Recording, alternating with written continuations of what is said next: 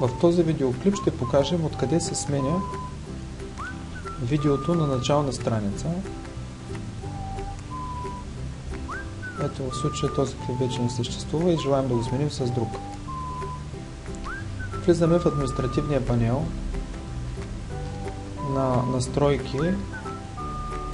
Там търсим модула клип на начална страница.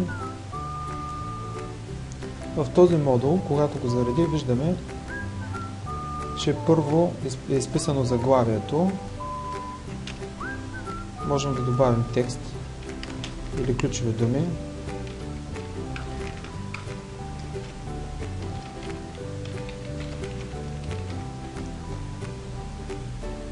В полето съдържание е самия видеоклип. Виждате като iframe. Натискаме на източник и виждаме самия код на клипа.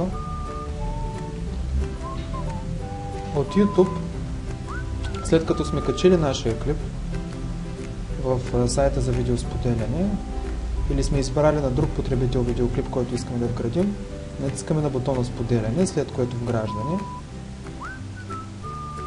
Виждате, в момента изписва новия код за вграждане.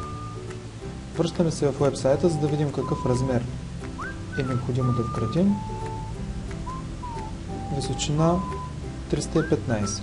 Връщаме се в YouTube. 315, подходящата за нас височина. Копираме. Отново в административния панел. Поставяме кода, новия код.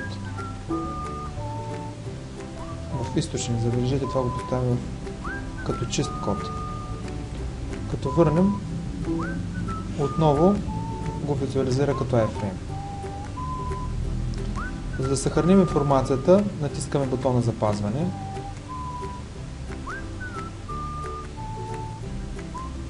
Връщаме се в предната част на сайта, начална страница, и натискаме Refresh, за да проверим дали коректно се е обновила информацията.